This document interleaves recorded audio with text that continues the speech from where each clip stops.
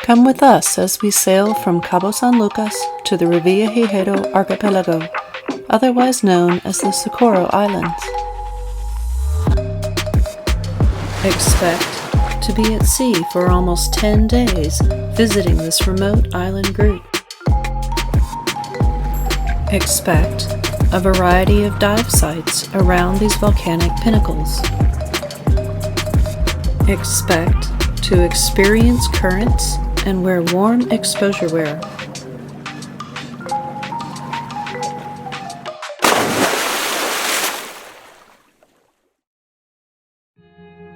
Expect to enter an underwater world of wonder.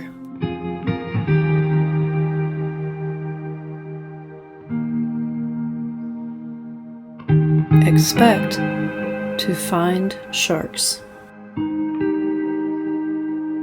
Expect Galapagos sharks, silky sharks, white tips, and hammerheads.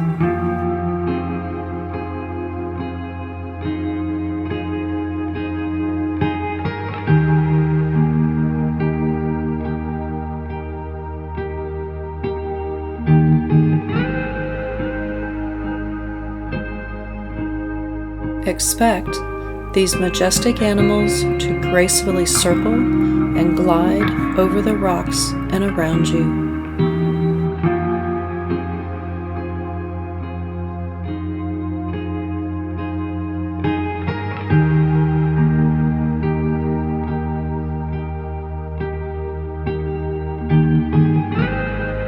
Expect to find colorful life hiding in the volcanic crevices.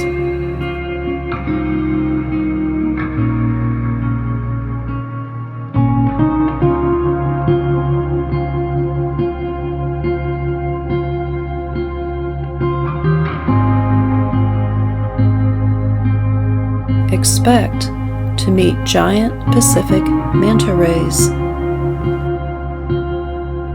Their wingspan can reach more than 24 feet across, and they can weigh up to 5,300 pounds.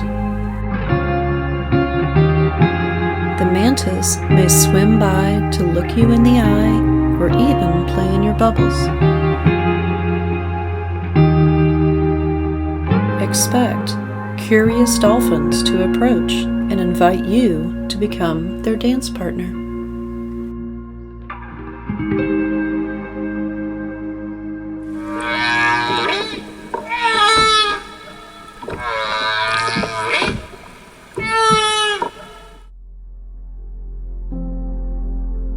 But always be ready to expect the unexpected.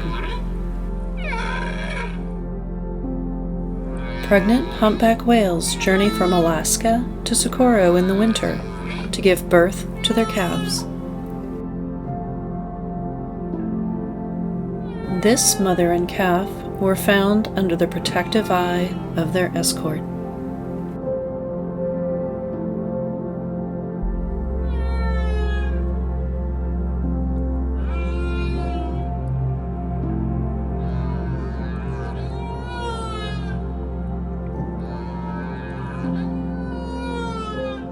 This newborn calf will play and grow to be ready to migrate to the colder waters of the north.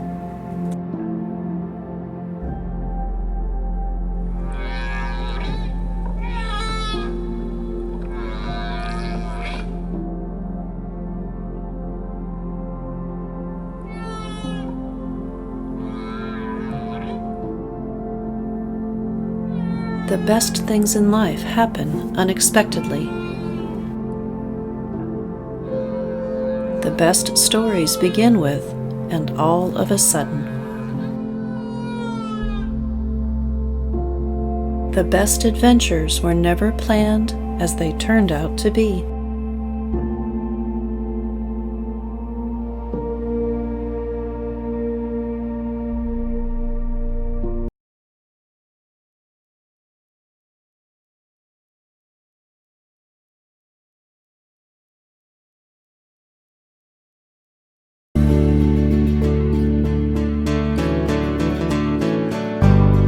why, do you suppose, are we so fascinated by nudibranchs?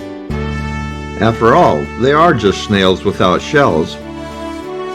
I have a theory. We're all a bit lazy, and nudibranchs are just insanely easy to photograph and to video. But of course, there really has to be more than just that. They come in all different colors of the rainbow, and that has to be a lot of the attraction. Mauve, yellow, white, pinkish purple, and a little bit of everything.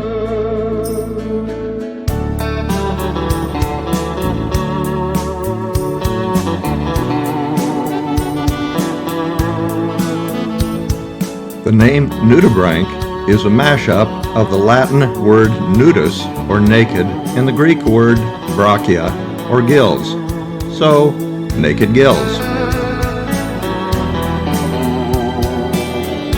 Dorid nudibranchs, like you see here, breathe through gills that are on the rear end of their body.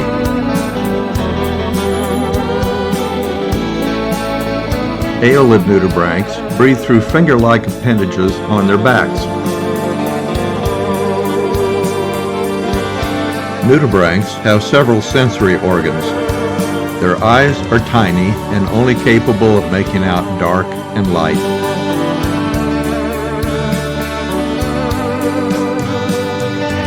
They have cephalic tentacles on their head that are sensitive to touch, taste, and smell. Rhinophores on their heads, shown here, detect odors. Shape-wise, nudibranchs vary widely from simple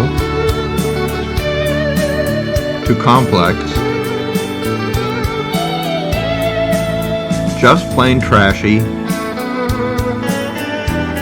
or even things inspired by Rube Goldberg.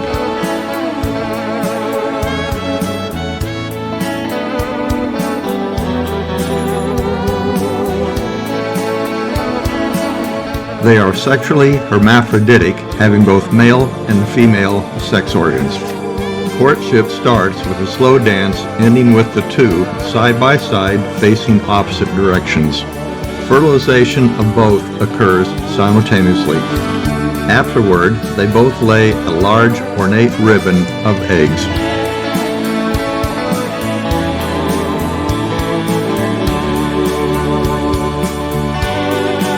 Size is another variable.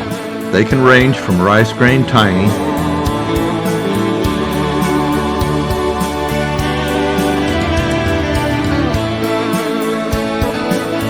to foot-long Spanish dancers.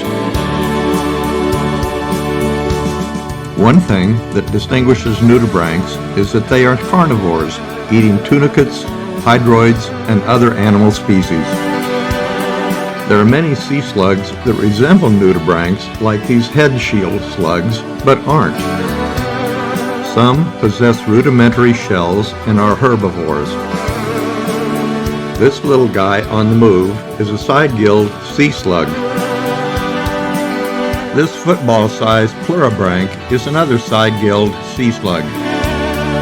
Sacoglossids are herbivorous, mostly eating algae. Perhaps my favorite non-nudibranchs are the sea hares. They have a soft leathery shell inside their body and are herbivores, eating mostly seaweed.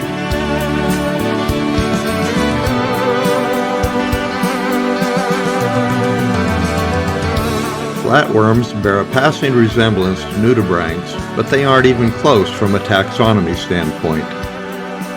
But still, they're colorful and pretty cool.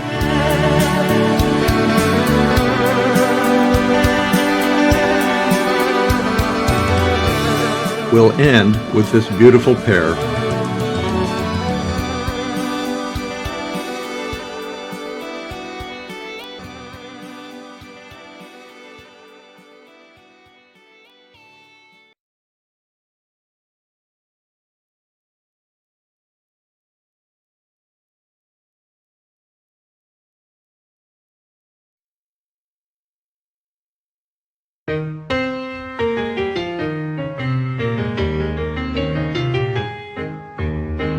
Octopus encounters are usually strange in one way or the other. First, you have to find them.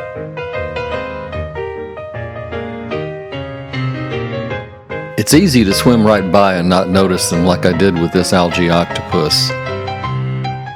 Algae octopus are the masters of camouflage, but what he did next is totally bizarre. I filmed this scene 5 years ago, and this is the only time I've seen this type of behavior. The hide and seek behavior at the end is typical of octopuses, and it's what we love about them. They are so smart. Usually octopuses just glide over the reef and snatch things to eat every now and then. But the mimic, the long arm, and the wonderpuss can imitate other animals as they swim. First he imitates a flatfish like a flounder or a sole, and then a lionfish. Here, his front arms imitate a sea snake. But the algae octopus is doing something totally different. I researched it and I found a 2005 paper that described bipedal walking in algae octopus. This is it. That's a good trick without any skeleton or opposing muscles. Then I learned that there's another walking octopus from North Sulawesi.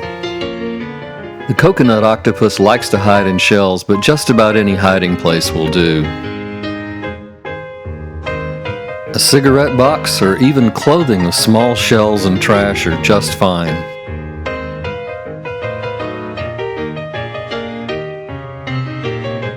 A broken beer bottle works, but the best is one that isn't broken.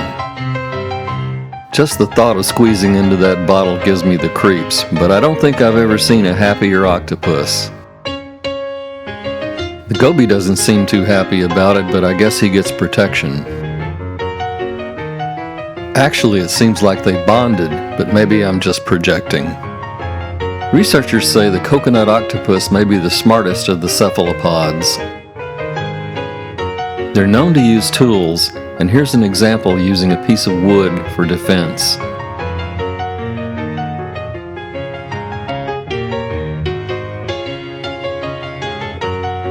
And here are a couple of individuals walking. They do it differently from the algae octopus. Maybe the most unusual octopus encounter is with the blue-ringed octopus, famous for being one of the most poisonous creatures in the sea. The rings are usually faint, but they flash a bright blue when they become excited. Her camouflage can be quite beautiful and unusual. This is a very unlucky shrimp who's in the wrong place at the wrong time. Unlike other octopuses, she's very aggressive, confident that other animals know that she's dangerous. Now I'm happy to report some new science. Blue-ringed octopuses also walk, and in their own unique way. This is all very entertaining, but we should remember that for the octopus, it's life or death. On a post-pandemic trip to Limbe Strait, we saw a lot of octopus with missing limbs, and nobody seems to know why. Of course, it's one of their defenses against attack, and they'll regenerate the limbs if they survive. This little guy only has 2 limbs left, but I'm betting he makes it. He seems like a fighter.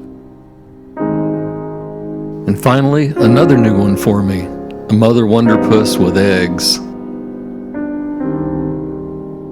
She seemed vulnerable wandering on the sand, but then we learned that this is normal behavior for the wonderpuss. They carry the eggs until they hatch. By the look of the eggs, it won't be long.